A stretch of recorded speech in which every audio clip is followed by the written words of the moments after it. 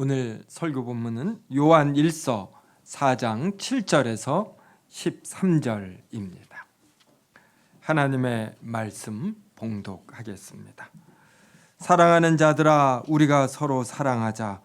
사랑은 하나님께 속한 것이니 사랑하는 자마다 하나님으로부터 나서 하나님을 알고, 사랑하지 아니하는 자는 하나님을 알지 못하나니 이는 하나님은 사랑이심이라.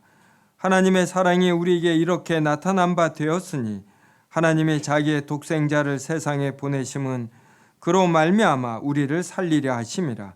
사랑은 여기 있으니 우리가 하나님을 사랑한 것이 아니요 하나님이 우리를 사랑하사 우리 죄를 속하기 위하여 화목 제물로 그 아들을 보내셨음이라.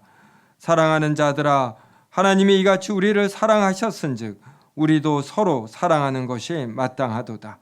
어느 때나 하나님을 본 사람이 없으되 만일 우리가 서로 사랑하면 하나님이 우리 안에 거하시고 그의 사랑이 우리 안에 온전히 이루어지느니라.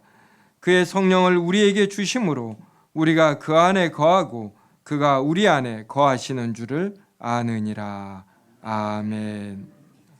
저는 공립 중학교를 다녔는데 그곳에 기독학생회가 있었습니다. 1970년대, 80년대는 서울에서 천막만 치고 가만히만 깔아도 부흥이 된다, 좀 이런 시대가 있었지요. 그래서 선생님들이 열심을 내어서 기독학생회를 조직하고, 그래서 토요일 이른 아침에 수업 전에 자원하는 학생들로 예배를 드렸었습니다. 제가 거기에 열심히 참여하고 일종의 이런 회장이 되어서, 그때는 우리가 다 주보도 철필로 써서 등사해서 출력해서 이렇게 예배 드렸던 기억이 납니다. 예배를 드린 이후에는 이렇게 반으로 나누어서 공과 공부 이러한 것도 했습니다. 제가 2학년인지 3학년인지 잘 기억이 나지 않는데 저희 반을 사회 선생님이 맡으셨습니다. 참 수업도 잘 가르치고 뛰어나신 분이셨어요. 내용은 다른 건 잘 기억나지 않고 신약 성경을 대표하는 성경 구절이 무엇이냐라는 질문이었습니다. 이 질문에 아무도 대답을 못했네요. 선생님께서 요한복음 3장 16절이다 이렇게 알려주셨습니다. 그래서 제가 그때부터 요한복음 3장 16절을 기억하고, 이것이 신약 성경을 대표하는 성경 구절이구나, 이것을 알았습니다. 성도 여러분도 요한복음 3장 16절 아시죠?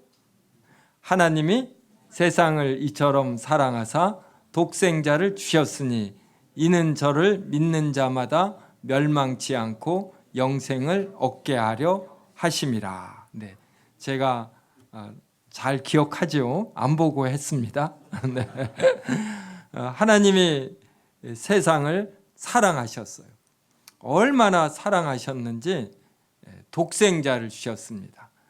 독생자는 하나님의 아들이에요. 아들.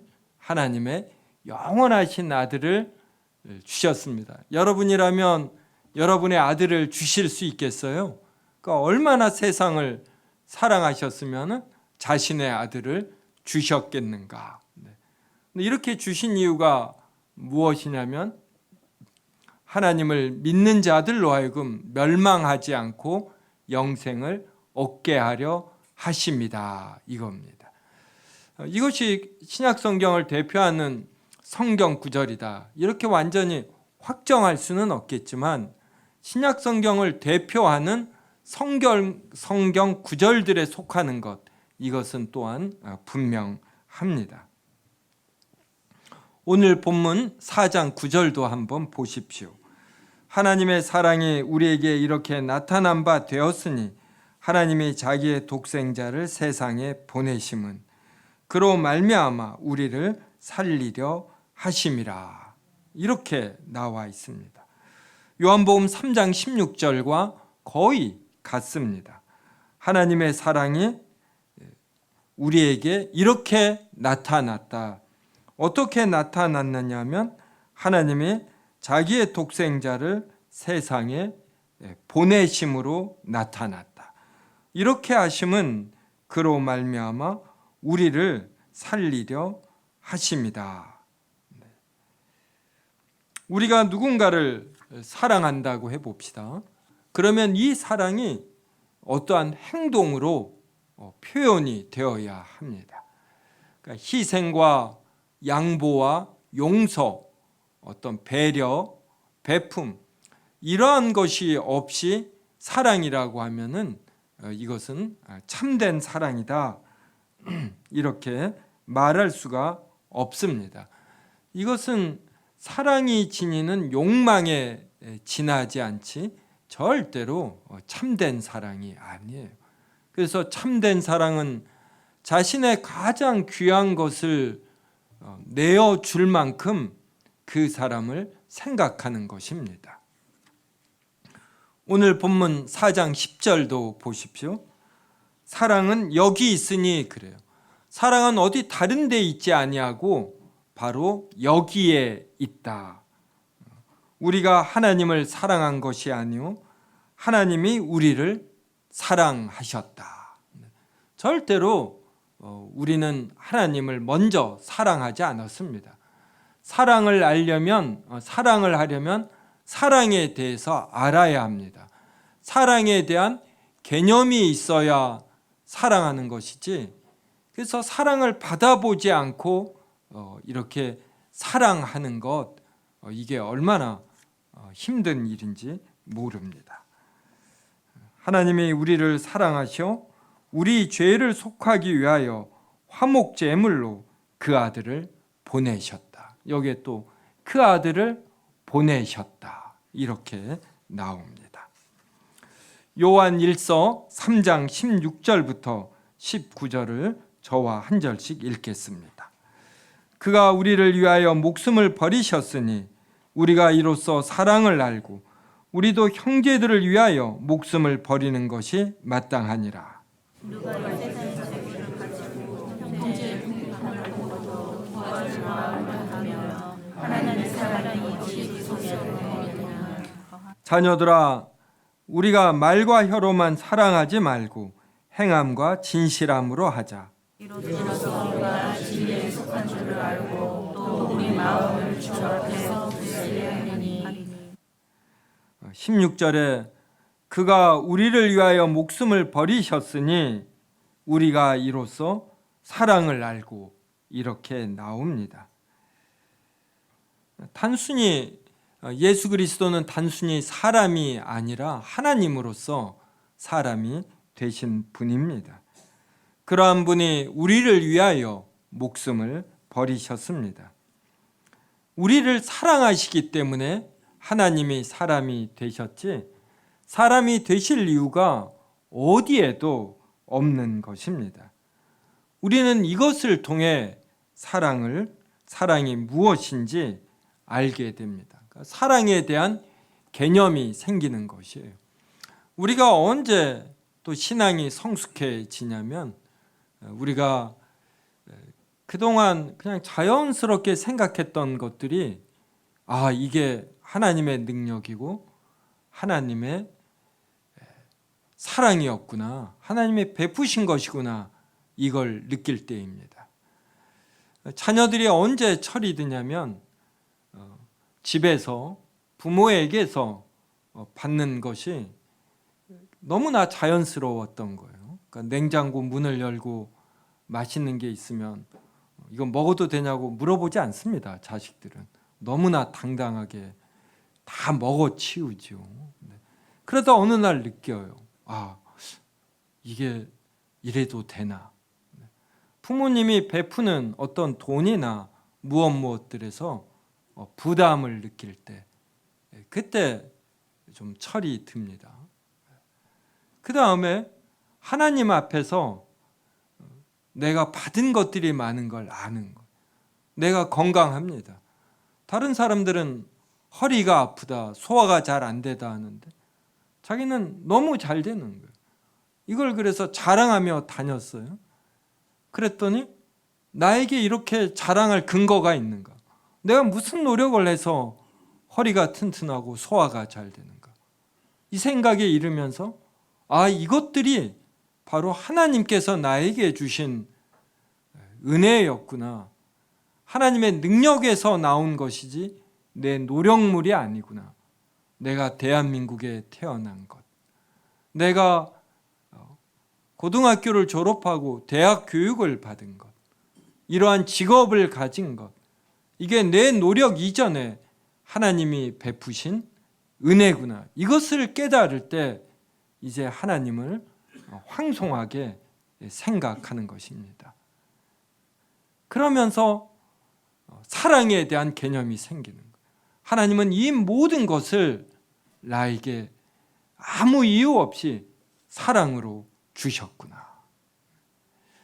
저는 이 사랑을 제가 언제 깨달았나, 이것을 생각해 보면 제 어머니에게서 많이 깨달았어요. 저는 제 어머니만큼 제 자식들을 사랑하나 이렇게 종종 생각합니다. 어머니는 이유 없이 저를 정말 많이 사랑하시더라고요. 그러면서 사랑에 대한 개념이 생겨요. 나도 이렇게 남을 사랑해야지 되는 거구나.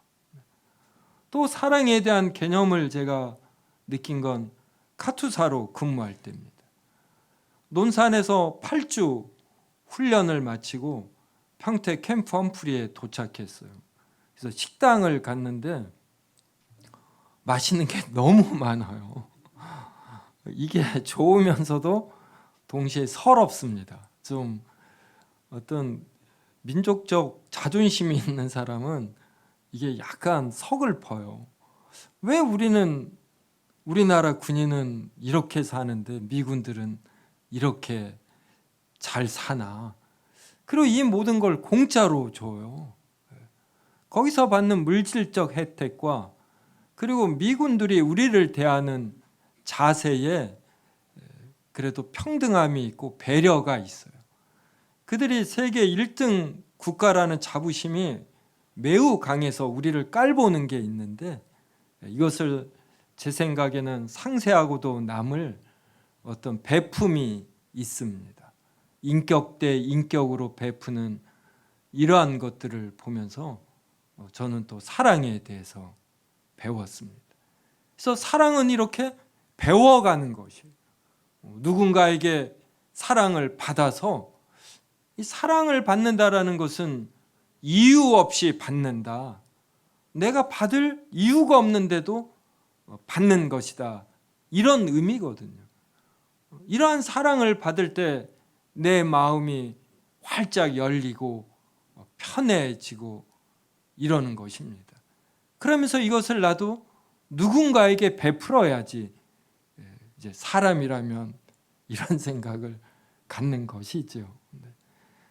돌 같은 마음을 가진 사람도 이러한 사랑을 여러 번 받으면 이 돌 같은 마음이 부드러워집니다. 이러한 사랑의 최고가 하나님이 베푸신 사랑이에요. 하나님은 세상을 이처럼 사랑하사 독생자를 주셨을 뿐만 아니라 그 이전에 우리에게 존재를 주셨어요. 하나님의 형상으로 지음을 받은 존재를 주셨습니다. 그리고 이러한 우리가 살도록 하늘과 땅을 만드시고 만물을 주신 것이에요. 우리가 누리는 이 모든 것들이 하나님이 주신 것입니다. 이유 없이 우리를 주신 것이에요. 우리는 이러한 하나님의 최고의 사랑을, 바로 자신의 독생자를 우리의 대속을 위하여 보내주신 것, 이것으로 가장 크게 알게 되고, 그러면서 우리는 변하게 됩니다. 16절 후반절에 우리가 이로써 사랑을 알고 우리도 형제들을 위하여 목숨을 버리는 것이 마땅하니라.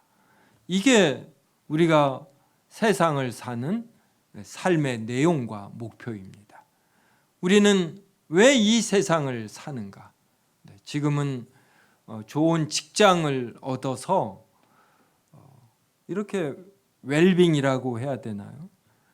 여행도 다니고 좋은 집에서 이러한 것을 우리 삶의 목표로 알아요. 근데 이거 잘못된 것입니다. 우리가 세상을 사는 목적은 이렇게 사랑함에 있는 것이에요. 그래서 요사이 왜 아이를 잘 안 낳느냐? 자신들이 행복하게 사는데 아이를 낳는 것, 기르는 것, 이게 장애가 되는 것입니다. 그래서 현대인들의 사고에 아주 중요한 목적이 바뀌어버린 것이죠. 그래서 잘못된 목적에 빠져서 이것을 달성하는데 방해가 되는 것들이면 언제든 제거할 이러한 강팍함이 현대인들에게 도사리고 있습니다. 17절 보면 누가 이 세상의 재물을 가지고 형제의 궁핍함을 보고도 도와줄 마음을 닫으면 하나님의 사랑이 어찌 그 속에 거하겠느냐 그럽니다. 그래서 우리는 우리에게 재물이 있으면 형제의 궁핍함을 보았을 때 도와줄 이러한 자세를 가져야 합니다. 그래서 우리는 말과 혀로만 사랑하면 안 되고 행함과 진실함으로 해야지 되고, 이로써 우리가 진리에 속한 줄을 알아요. 진리에 속하였다라는 건 하나님에게 속하였다, 이런 의미죠. 우리가 사랑을 진실과 진실함으로 행함으로 할 때 우리가 그리스도인인 것을 우리는 확인하게 됩니다. 오늘 본문 4장 12절 보십시오. 어느 때나 하나님을 본 사람이 없으되 만일 우리가 서로 사랑하면 하나님이 우리 안에 거하시고 그의 사랑이 우리 안에 온전히 이루어지느니라. 우리 중에 하나님을 본 사람이 없습니다. 하나님은 너무나 크시기 때문에 우리가 실제로 하나님의 본질을 보고 살 자가 없는 것이에요. 그런데 우리가 서로 사랑하면 하나님이 우리 안에 거하십니다. 우리가 누군가를 서로 사랑할 때 우리가 갖게 되는 느낌, 깨달음, 행복, 기쁨 등이 있습니다. 누군가를 사랑할 때 마음에 느끼는 바, 이것이 있는데 우리가 진실로 형제를 사랑하면 갖게 되는 어떤 깨달음, 느낌, 온 마음으로 갖게 되는 지식, 이러한 것들이 하나님의 일부를 나타냅니다. 우리 신자들이 하나님을 믿고 하나님이 베푸신 사랑을 알고 우리의 형제를 사랑할 때에 그때 하나님이 우리 안에 거하십니다. 하나님이 어떤 분이신지를 온몸으로 아는 것입니다. 그래서 우리가 하나님을 알고 싶으면 형제를 사랑하면 됩니다. 하나님에 대한 지식이 형제 사랑을 통해 더 배우게 되고 더 깨닫게 됩니다. 신구약 성경에 나오는 하나님의 말씀을 두 가지로 요약하면 하나님 사랑과 형제 사랑입니다. 사랑은 우리 신앙에서 이렇게 중요합니다. 사랑하지 않는 자는 하나님을 진정으로 아는 것이 아닙니다. 단순히 논리로 아는 것입니다. 우리가 서로 사랑할 때에 하나님의 사랑이 우리 안에 온전히 이루어집니다. 하나님의 사랑은 우리가 사랑을 실천할 때에 비로소 우리 안에서 완전하게 됩니다. 그러니 우리 신앙생활에 있어서 사랑이 얼마나 중요한가를 알 수 있습니다. 사랑 없이 하나님을 안다고 할 수 없고 하나님의 사랑을 제대로 받았다고 할 수 없습니다. 형제를 잘 사랑하는 자는 하나님의 사랑을 잘 아는 자이고 하나님에 대하여 잘 아는 자입니다. 성도 여러분, 오늘 설교에서 가장 크게 강조하고 싶은 것은 13절입니다. 4장 13절 보십시오. 그의 성령을 우리에게 주심으로 우리가 그 안에 거하고 그가 우리 안에 거하시는 줄을 아느니라. 하나님께서 성령을 우리에게 주심으로 우리가 예수 그리스도를 압니다. 하나님께서 예수님을 통해 주신 사랑을 우리가 성령님을 통해 알게 됩니다. 우리가 우리 힘으로 예수님을 알 수 없고 하나님의 사랑의 참된 의미를 알 수 없습니다. 하나님께서 자신의 성령을 우리에게 주심으로 우리가 하나님을 믿고 예수 그리스도를 믿습니다. 그때 이루어지는 일이 바로 우리가 하나님 안에 거하고 하나님이 우리 안에 거하시는 것입니다. 완벽한 하나가 되는 것입니다. 사랑은 이렇게 연합하게 하는 것입니다. 하나님은 우리와 하나가 되시기 위하여 우리를 사랑하시고 우리에게 예수 그리스도를 주셨습니다. 요한복음 17장 21절부터 23절을 한 절씩 읽겠습니다.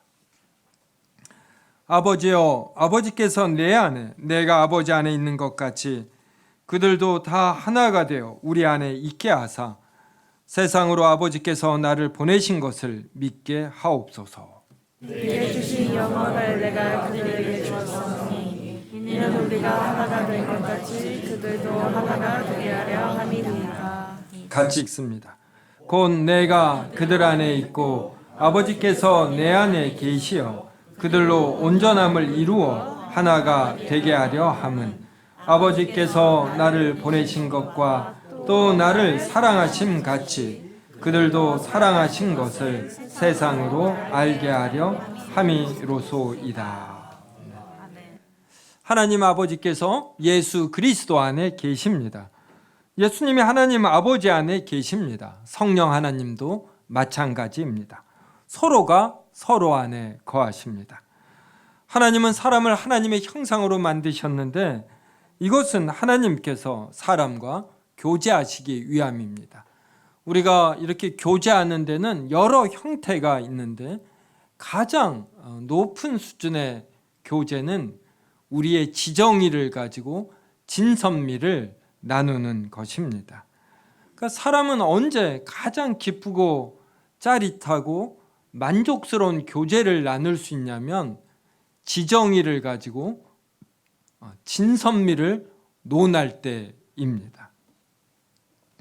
지성과 감성과 의지를 가지고 진리와 착함과 선함과 아름다움을 나눌 때 바로 이때 사람은 가장 만족스러운 교제를 나누는 것입니다. 우리 집이 넉 달 전서부터 고양이를 키우지 않습니까? 이 고양이와 교제를 나누는 것이에요. 오늘 아침에도 이렇게 옷을 입고 그러는데 고양이가 옵니다. 자신을 전혀 무시하면은 이렇게 야옹거리면서 좀 놀아달라고 합니다. 고양이와 노는 형태, 제가 고양이와 교제하는 것, 또 우리 집 자녀들이 교제하는 것, 이것을 봅니다. 고양이는 손을 이렇게 코에 갖다 대면 냄새를 맡는 게 이게 사람과 사람이 악수하는 형태라고 합니다. 이렇게 한 후에 이렇게 등을 쓰다듬어 주고 조금 껴안거나, 고양이가 저에게는 잘 오지 않아요. 근데 우리 집 자녀 애들은 이렇게 만져도 껴안아도 잘 수능을 합니다. 그 다음에 고양이가 언제 가장 활발하게 노느냐면 깃털 낚싯대 아셔요? 낚싯대인데 깃털이 달려 있습니다. 이걸 가지고 고양이에게 이렇게 하면은 고양이가 이것을 잡으려고 합니다. 그래서 이곳에 있다가 이렇게 옮기고, 그 다음에 이것을 이불 같은 밑에다가 숨기면 얘가 궁금해하고 그렇습니다. 이게 전부입니다. 고양이와는 더 다양하고 깊은 교제를 나눌 수가 없어요. 밖에서 억울한 일을 당했을 때 고양이에게서 받을 수 있는 유아는 위안은 그의 단순함입니다. 어떤 고양이나 개는 단순하지요. 거기에서 오는 편안함은 있지만 내가 가진 문제를 실질적으로 고양이나 개가 해결해 주지 않습니다. 또 우리는 무언가 영화나 드라마나 또 좋은 음악을 들었을 때 감동이 있습니다. 그럼 이것을 나누고 싶지 않습니까?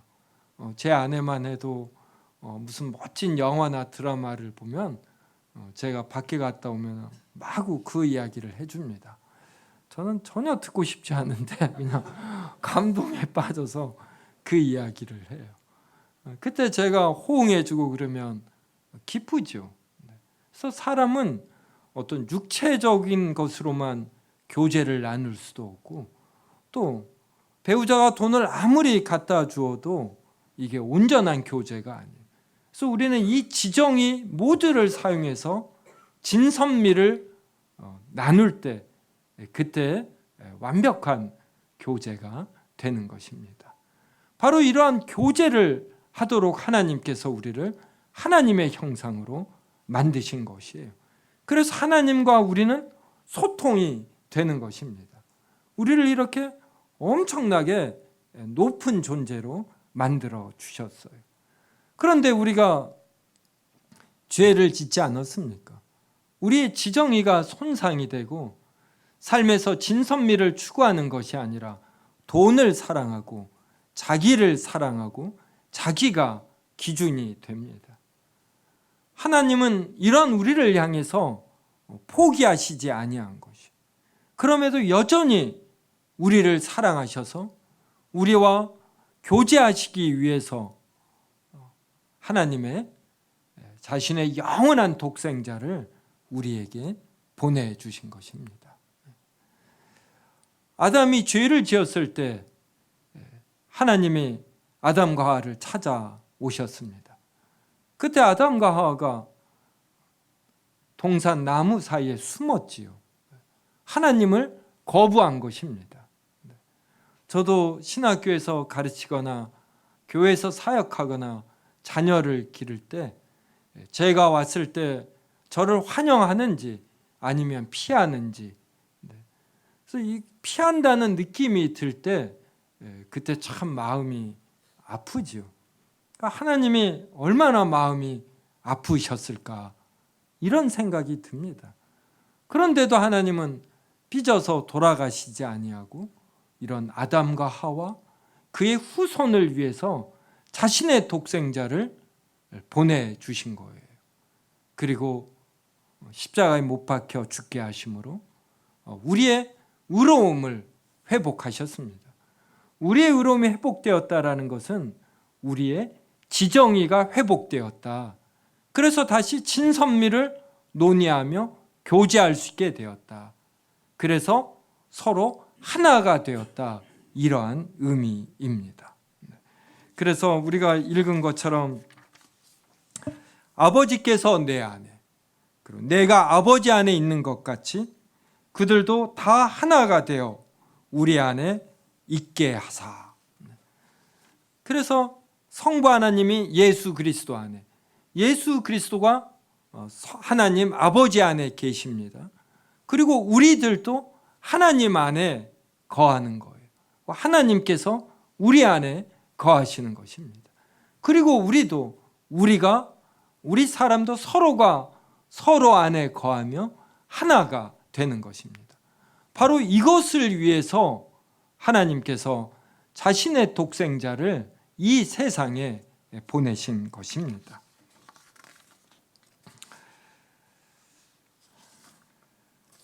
사랑은 상대방이 옳아서 사랑하는 것이 아닙니다. 옳은 자를 사랑하는 것, 이것은 맛있는 것을 먹는 것처럼 얼마나 쉬운지 몰라요. 여러분이 지금 연애를 하거나 누군가를 사랑할 때 왜 연애하고 사랑하는가 생각해 보십시오. 상대방이 외모가 멋져서 그가 지닌 어떤 유머 감각이나 다 이유가 있습니다. 그런데 이것은 이러한 것들을 보면서 자기가 즐기고 누리는 것입니다. 우리는 이렇게 처음 교제가 시작되고 사랑하겠죠. 근데 시간이 지나면 그의 누추함, 부족함, 약함, 악함이 보입니다. 그때도 이것을 수용하고 이것을 오래 견디며 참아내는 것. 그래서 그의 약함과 악함이 보충되게 하고 그의 누추함이 나를 인해서 보충되게 하는 것. 이러한 것이 참된 사랑입니다. 바로 하나님께서 이렇게 하신 것이에요. 우리의 약함과 악함을 탓하지 아니하시고 자신의 아들을 이 땅에 사람으로 보내셔 십자가에 죽게 하심으로 우리의 부족함을 채워주신 분이 하나님이십니다. 그래서 하나님과 어울리게 하신 것이에요. 본격적 사랑은 상대방이 틀릴 때 시작됩니다. 상대방이 부족하고 약할 때에도 그냥 아무 이유 없이 그를 좋아하고 받아주고 그래서 희생하고 용서하는 것, 이것이 참된 사랑입니다. 사랑은 상대방이 틀린 것을 드러내는 것이 절대로 아닙니다. 특히 부부 사이에서 당신이 틀리다, 이것을 조목조목해서 상대방의 잘못을 드러내는 것, 이것은 절대로 사랑이 아닙니다. 부부는 둘이 하나가 되는 것이죠. 하나가 된다라는 것은 상대방이 이러이러한 면에서 잘못되어 있다고 드러내는 것이 아니라 그 잘못된 부분을 둘이서 서로 메꿔주는 것입니다. 그래서 같이 살면서 같이 성장해서 상대방 배우자의 이런 부족함이 다른 배우자를 인해서 채워지는 것, 이게 부부의 목적이지 절대로 부부는 상대방이 무엇이 부족하다고 말함에 있지 않습니다. 부부싸움에 그래서 승리자는 없습니다. 이혼 법정에서 배우자가 틀렸다고 주장하는 것은 초보적 단계입니다. 부부는 하나입니다. 서로가 하나가 되어야 합니다. 하나가 된다는 것은 상대방이 틀린 것을 깨닫고 나아지게 하는 것이고 배우자의 부족함과 틀림, 이것을 자신이 또 담당한다, 부담한다, 이런 의미입니다. 그래서 오늘 본문에 보면 하나님은 사랑이시라 나와요. 이때 이 사랑이 의미하는 것이 고린도전서 13장의 내용입니다. 사랑은 오래 참고 그리고 온유해요.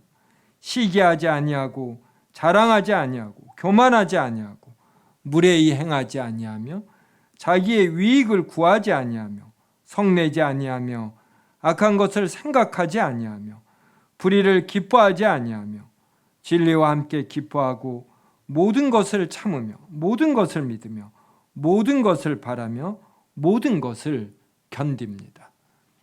우리가 누군가를 사랑한다고 할 때는 이 고린도전서 13장에 있는 내용, 이것을 담고서 사랑하려고 해야지 됩니다. 그리고 고린도전서 13장의 내용은 사랑의 내용을 그대로 실천하신 분이 하나님이십니다. 성도 여러분, 우리는 형제를 사랑해야 합니다. 사랑하기 힘들 때마다 죄인된 우리를 사랑하신 하나님을 생각하며 그 사랑을 받고 체험한 자로서 형제를 사랑해야 합니다. 사랑의 눈으로 바라봄으로 형제의 죄와 약함과 악함을 덮어야 합니다. 그의 마음에 우리가 들어가야 하고 그를 우리 마음에 품어야 합니다. 그때 우리는 하나님을 더 느낍니다. 하나님을 더 알게 됩니다. 그때 하나님의 사랑이 우리 안에서 완벽하게 됩니다. 그때 우리는 더욱 하나님 안에, 하나님은 우리 안에 거하십니다. 서로가 서로 안에 거하여 하나가 되는 일, 바로 이것을 위해 예수님이 죽으신 것입니다. 우리가 형제를 사랑함으로써, 특히 자신의 배우자를 사랑함으로써 서로가 서로 안에 거하고 우리가 하나님 안에 거하는 기쁨을 크게 체험하시기를 바랍니다. 상대방을, 배우자를, 우리의 형제와 가족을 진심으로 사랑할 때 우리는 하나님을 더 알게 되고 하나님을 더 누리게 됩니다.